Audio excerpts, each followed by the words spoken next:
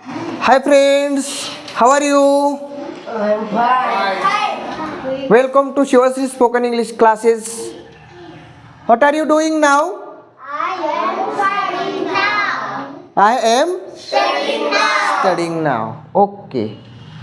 So friends, today's we will learning pronoun means सर्वनाम.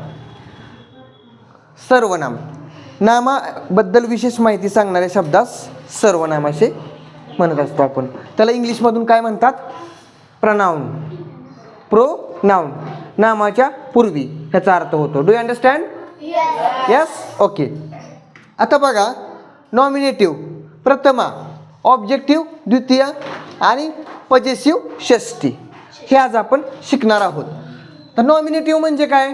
प्रथमा, ज्याची सुरुवातच वाक्याची सुरुवात असू द्या ह्या प्रथमा या शब्दातून होत असते. उदाहरणार्थ I, you, he, she, it, we, they हे जे शब्द आहेत ही वाक्याच्या पहिल्यांदा येतात. आता द्वितीयामध्ये आयची द्वितीय काय होते? मी. यूची द्वितीय यूची द्वितीय यू, हीची हिम. आता उदाहरणार्थ मी तिला मदत केली. I helped him. I helped he येऊ शकत नाही आहे, लक्षात घ्या. हीची द्वितीय हिम होती, मी त्याला मदत केली. आता बघा, आय म्हणजे मी. आय एम अ टीचर आलं का इथं? नॉमिनेट प्रथमा इथं पहिल्यांदा आय आलं का? आलं ना.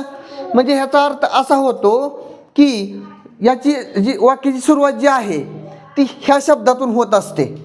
I, you, we, they, he, she, it ह्या शब्दातून वाक्याची सुरुवात होत असते. त्याला प्रथमा म्हणायचं. बघा आता, you are my best friend. तू माझा चांगला मित्र आहेस.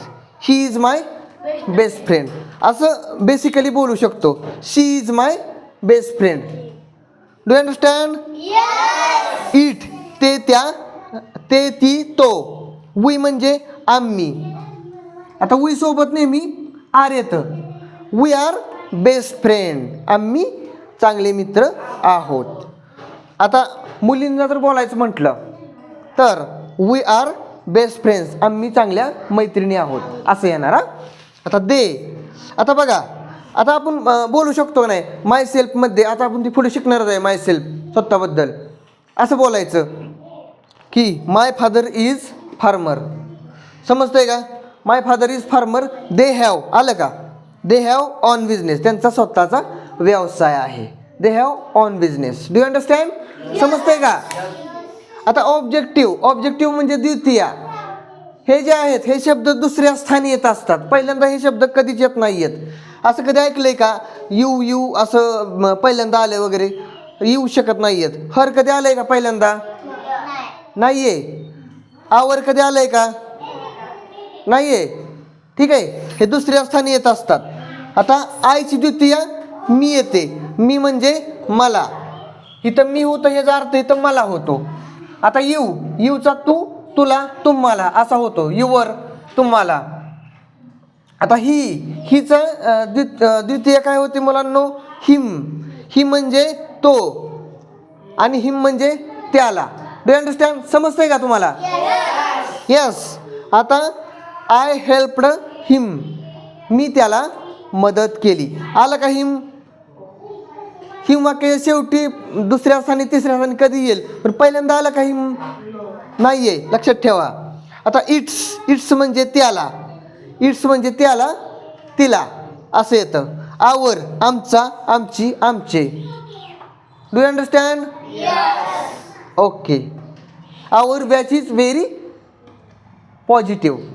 आवर बॅच इज व्हेरी पॉझिटिव्ह असं म्हणू शकतो. आता पजेसिव्ह म्हणजे षष्टी. ह्यामध्ये ना मालकी हक्क दर्शवणारी वाक्य येतात ह्याच्यामध्ये. Do you understand?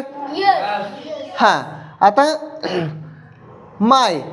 मायचं द्वितीय काय होती? माइन. काय होती? माइन. Do you understand? आता हो का, इथं माय आलंय त्याची द्वितीय माइन सुद्धा होऊ शकते. Do you understand? आता इथं अर्थ काय होतो? माय, माझा, माझी, माझे, माझा. उदाहरणार्थ दिस पेन इज माइन. मायची द्वितीय माइन पण होती. आता बघा युअर. युअर म्हणजे इज इट युअर पेन, हा तुझा पेन आहे का. झाली का मालकी हक्क. Is it your pen, is it your pen असं. हिज त्याचा त्याची त्याचे. हर हर म्हणजे तिचा तिची तिचे. जे आपण एखाद्या स्त्री संदर्भात बोलत असतो तर तिची शीची द्वितीय हर होते. समजतंय का. मी तिला मदत केली, I helped her. I helped she नाही येऊ शकत, लक्षात घ्या. शीची द्वितीय हर येते, आय हेल्पड हर. आता बघा आवर आमचा आमची आमचे. आवर जे आपण स्वतःची माहिती सांगत असतो आपल्याबद्दल त्यावेळी आवरचा वापर केला जातो. आता देअर म्हणजे त्याचा त्याची त्याची. जेव्हा आपण दुसऱ्या संदर्भात बोलत असतो का नाही, दिस कार इज, ती कार त्याची आहे बरं का. ती कार त्याची आहे. दिस कार इज देअर, ती कार त्याची आहे. Do you understand. ओके, समजलं का सगळ्यांना.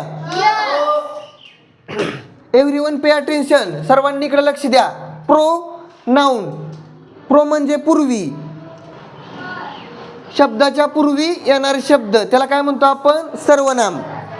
नामाबद्दल विशेष माहिती सांगणाऱ्या शब्दाला सर्वनाम म्हणतात. डू अंडरस्टँड मराठी भाषेत, शुद्ध मराठी भाषेत. समजतंय का सगळ्यांना. जमेल ना.